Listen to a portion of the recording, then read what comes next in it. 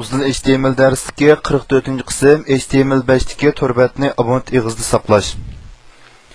HTML5da torbatni abont ig'iz saqlashning ikki xil usul ta'minlangan. Birisi local storage, vaqt cheklamasi bo'lmagan uchun saqlash usuli. Uning saqlanishining vaqt cheklamasi yo'q. Mayli bir hafta yoki bir yildan keyin saqlab betim turaverdi. Session storage bo'lsa, maxsus session qarta saqlash elib borgan bo'lib, abont tor ko'rgishini etvasib o'chib ketadi. Bu iqtidorlar burun Kokio bilan hal qilinadi, lekin Kokio cho'ng tipdagi saloq uchurlarni bir taraf qilish mos kelmaydi, chunki uning surati ostam xizmat unumi to'van.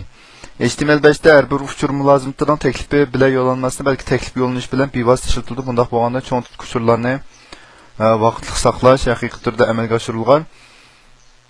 HTML5da JavaScript orqali abont belgida uchur saqlash elib bordi. Masalan, mana bu misol qaraydigan bo'lsak, mesela manada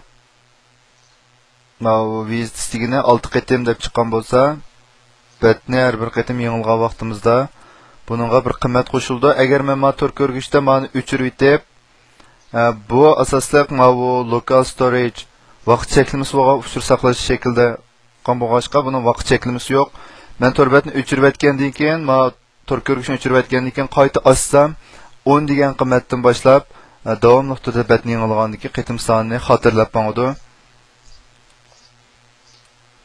Ma ikkinchi misolda bo'lsa,